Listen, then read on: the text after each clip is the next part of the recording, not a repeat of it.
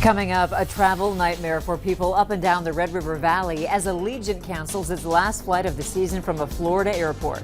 A medical expert for the defense testifies that Derek Chauvin is not responsible for George Floyd's death. Plus, how a local mother is giving back despite her unimaginable loss. Valley News Live at 10 starts right now. This is Valley News Live at 10.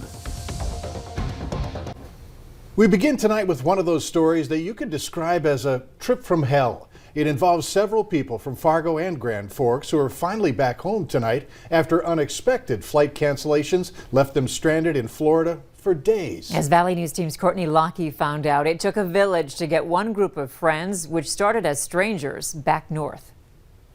When Lisa and Wayne Pache packed their bags for the Sunshine State. We were going to be down there for a week and just enjoy the sun and relaxation. Little did they know they were in for an extended stay and a travel nightmare. No information except your flight is canceled. See the ticket agent. Allegiant's last flight of the season from Clearwater to Fargo was canceled without warning. Allegiant blamed it on weather, leaving hundreds, including Lisa and Wayne, stranded without many options. And catching another flight home didn't get any better. Now what are we going to do? After a second canceled flight, the couple took matters into their own hands, renting a car and inviting two strangers from Fargo to join them on what would become a 28-hour trek home. At least we felt like we were in control and we were on our way back home. We weren't stuck somewhere. Something Blaine Lenore and his wife, also from Grand Forks and also part of the Troubled Travelers group, wish they'd thought of. They're slowly making their way home, getting as far as Minneapolis when we talked to Blaine. And there's these guys there saying, you guys aren't getting out tonight, you're not getting out tonight. So we get to the airport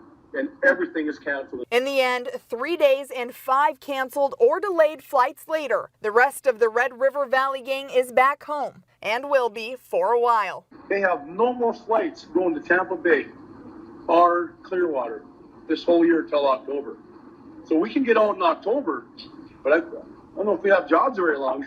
I'm not super eager to fly again, but I definitely would. I mean, it won't, change my perspective of flying forever. But yeah, right now I'm very happy to stay put for a while. In Grand Forks, Courtney Lockie, Valley News Live. By the way, Blaine and his wife Heather did finally make it home. For their part in all of this, Allegiant Airlines is giving travel vouchers to those who had their flights canceled, which will be good for another Allegiant flight. A Fargo man has a warning tonight for people living near the downtown area after he says his car was broken into 2 weeks ago, and last night someone tried to break into his home. The two incidents happened in the 400 block of 9th Avenue South, just down the street from the Cass County Courthouse. You want to be comfortable. That's what a home is all about. You want your family to be comfortable, and with things like that going on outside that you're not even aware of unless you take the necessary steps. It's scary. Fargo police say the security video shows just how effective motion lights are, as the man in question appears to bolt down the stairs almost immediately after Douglas's floodlights turn on. Now, if you have any information on these incidents, you're asked to call Fargo Police's tip line at 701-241-5777. And if you need help uncovering an issue in your community, call our whistleblower hotline. We'll do our best to get to the bottom of it. Call 701-237-6576 and leave your tip. Protests again tonight in Brooklyn Center. Here's a live look. The city's mandatory curfew begins in about an hour. The protests are in the wake of Sunday's fatal police shooting of Daunte Wright. The officer involved not only resigned, but was arrested and charged with second-degree manslaughter today. The cities of Minneapolis and St. Paul are not imposing a curfew tonight after doing so both last night and Monday night. We'll take you there for the latest in the Derek Chauvin trial in about 15 minutes. The Justice Department is planning to investigate police departments that commit civil rights violations. Attorney General Merrick Garland says the department will prioritize that, as well as investigating government agencies with patterns of depriving individuals of their federal rights. Garland made these comments to civil rights leaders at the Reverend Al Sharpton's National Action Network's convention today. The United States Senate is advancing a bill to address the surge of hate crimes against Asian Americans. The bill would assign a Justice Department official to expedite reviews of potential COVID-19 hate crimes and establish an online database. Initially, there was pushback from some Senate Republicans, but Republicans suggested they could support the bill if there was an agreement with Democrats on amendments. Nearly 6,000 people who've been fully vaccinated against coronavirus became infected anyway. That's the latest from the CDC. They say some of the 5,800 infected became seriously ill and 74 people died. They say as tens of millions of people are vaccinated, more similar cases are expected. The CDC will be looking for clues about who is most susceptible to being infected despite being vaccinated. Nearly 23% of Americans are now fully vaccinated against coronavirus. That number continues to be higher in our neck of the woods. 35% of North Dakotans are fully vaccinated, 33% of Minnesotans. The CDC says it needs more time to assess the Johnson & Johnson vaccine. After an emergency meeting this afternoon, officials were ready to reveal the next steps for the vaccine. But the CDC is now saying not so fast. They say they need time to further assess the data and risks associated with the vaccine, which will take at least a week. One OBGYN is also recommending pregnant women who receive the Johnson & Johnson vaccine seek medical help if they experience these symptoms: severe headache, abdominal pain, leg pain, or shortness of breath. And if you have questions regarding COVID vaccines, here's a tip. Use our VNL vaccine tracker to sort through them. It's on our homepage of our website. Or you can open your phone camera, point it to the QR code on your screen, then tap the link that pops up. State senators in North Dakota have passed a bill that adds a 30-minute time limit for voters to fill out their ballots at the polls. Supporters say it's to ensure the vote can be counted promptly and properly.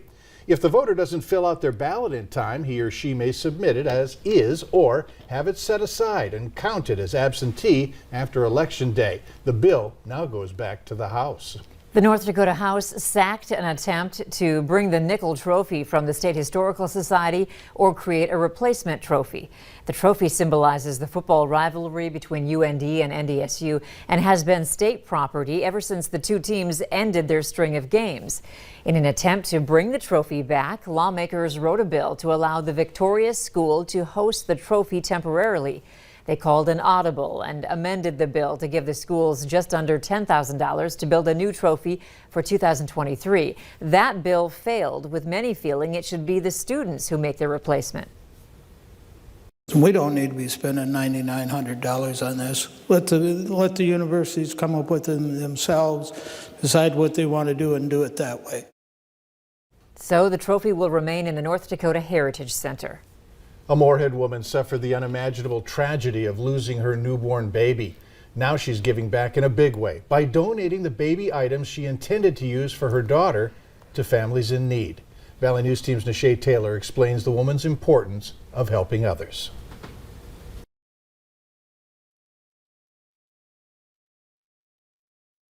Suffered an unthinkable tragedy. Last month, she lost her daughter Mia. Mia Amara actually means mine everlasting. Alicia says she had a healthy pregnancy, but things changed when the day came to deliver her baby girl. On March 18th, Mia was born, but her heart had stopped. Doctors were able to revive her, but Alicia had to hear some heartbreaking news. We found out that her brain function, she had no brain function. Mia was on life support for about a week before her parents were left with the heart-wrenching decision to let her go. Mia is so loved by so many. And we were just hoping she was going to pull through because she was wanted. She was wanted so much. Now Alicia is hoping to pick up the pieces by helping others. She is donating all of the items she brought for her little girl. Alicia has older children and remembers the difficulty of not being able to afford the things she needed. I was never prepared for any of my kids. Never once was I. Struggled to buy diapers, wipes, and just everything. Alicia hopes her efforts can grow into something much bigger. But even as fulfilling it is to lend a helping hand, Alicia says there's a void in her heart. Our home feels so empty. Like, I look around this room and it's like, I feel lonely. There should be a child here. In Moorhead, Nishay Taylor, Valley News Live. Now, if you are a mom in need of baby items or willing to help donate, head over to Valley News Live for more information. You can find this story on our homepage. Still ahead tonight, tense cross-examination in the trial of Derek Chauvin. Why a medical expert says Chauvin did not cause George Floyd's death. But first, a warm-up is coming, albeit a small one. Summer has the forecast for us right after this break.